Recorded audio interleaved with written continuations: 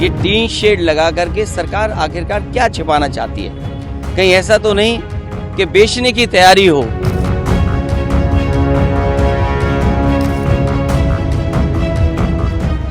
UP की राजनीति में बवाल न हो, ऐसा हो ही नहीं सकता, क्योंकि यूपी की राजनीति में बवाल नहीं होती तो राजनीति अधूरी सी लगती है। क्योंकि कहते हैं कि संसद का रास्ता भी यूपी से होकर जाता है और पूरे देश की नजरें भी यूपी की राजनीति में टिकी होती हैं। अखिलेश यादव आपने जब सुना शुरू में क्या बोल रहे हैं और किस सरकार के बारे में बात कर रहे हैं, विस्तार से जानते हैं। लेकिन उसके पहले आप ये क्लिप देखिए जो कल से ही सोशल मीडिया पर वायरल हो रही है।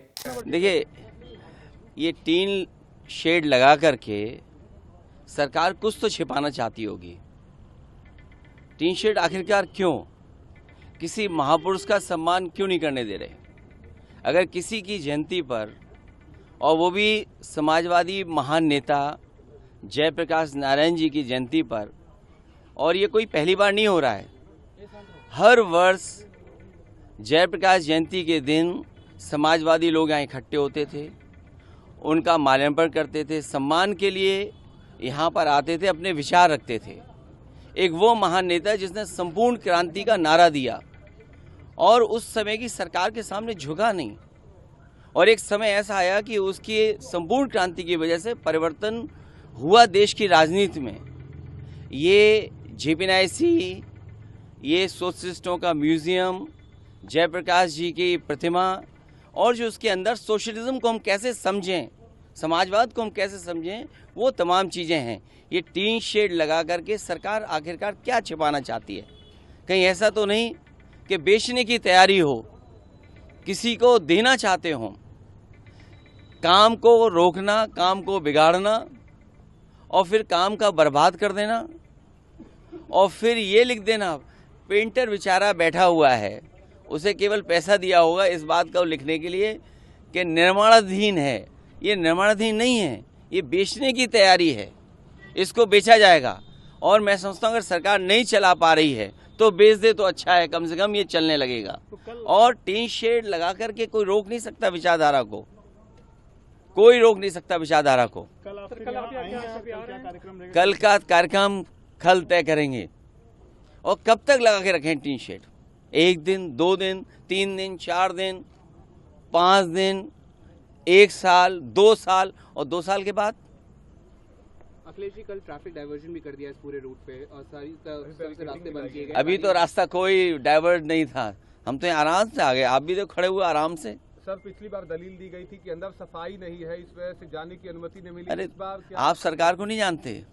आप सरकार को समझ लीजिए, टीन शेड लगा करके अगर क्या छपा रहे हैं इसके अंदर, और किसी नेता का म्यूजियम बना है। ये चाहते हैं कि इनके भी जो महापुरुष हैं उनका भी सम्मान नहीं हो समय आने पर।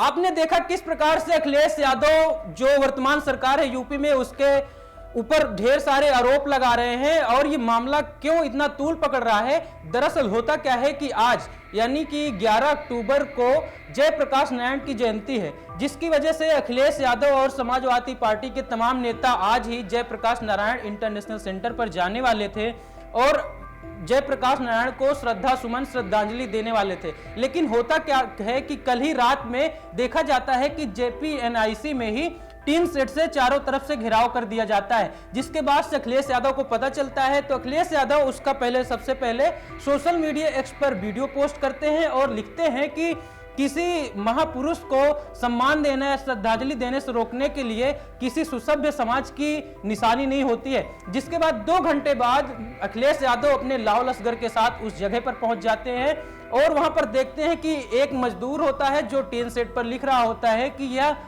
भवन निर्माणाधीन है। जिसके बाद अखिलेश यादव अपने कार्यकर्ताओं से कहते हैं कि इस पर लिख दीजिए कि समाजवादी पार्टी जिंदाबाद। जिसके बाद उनके कार्यकर्ता जो भवन निर्माण का ये लोगो लगा हुआ था उसको अपने हाथों से पेंट को मिटा देते हैं। उसके बाद वहां पर लिख दिया जाता है समाजवादी पार्टी जिंदाबाद। इसके तुरंत बाद अखिलेश यादव मीडिया से मुखातिब होते हैं और मीडिया से बात करते हुए आरोप लगाते हैं कि क्या सरकार इस जयप्रकाश नारायण इंटरनेशनल जो सेंटर है क्या उसको बेचने की तैयारी करे। इस प्रकार से तमाम आरोप लगाते हैं। लेकिन ये मामला यही नहीं रुकता। अखिलेश यादव और उनके जो नेतागण है और कार्यकर्ता पिछले साल का भी मुद्दा उठाने लगते हैं, क्योंकि पिछले साल भी कुछ ऐसा ही हुआ था।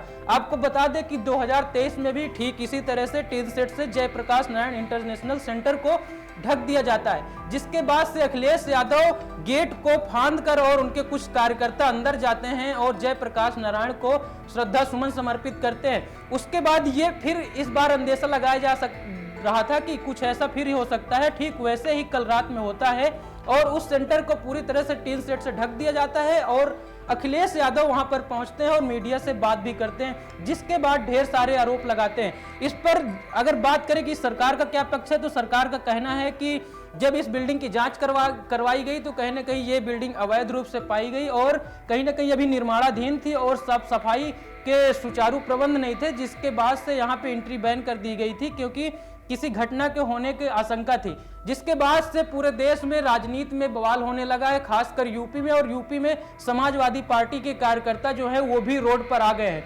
आपको बता दें कि करंट सिचुएशन क्या है। करंट में हो ये रहा है कि जयप्रकाश नारायण इंटरनेशनल सेंटर से अखिलेश यादव के आवास तक में भारी फोर्स तैनात कर दी गई है और सख्त हिदायत दी गई है कि अगर 5 या 6 लोगों से ज्यादा लोग इकट्ठा होते हैं तो उन्हें गिरफ्तार भी कर लिया जाए। इस पूरे प्रकरण पर आपकी क्या राय है, हमें कमेंट बॉक्स में जरूर बताएं। धन्यवाद।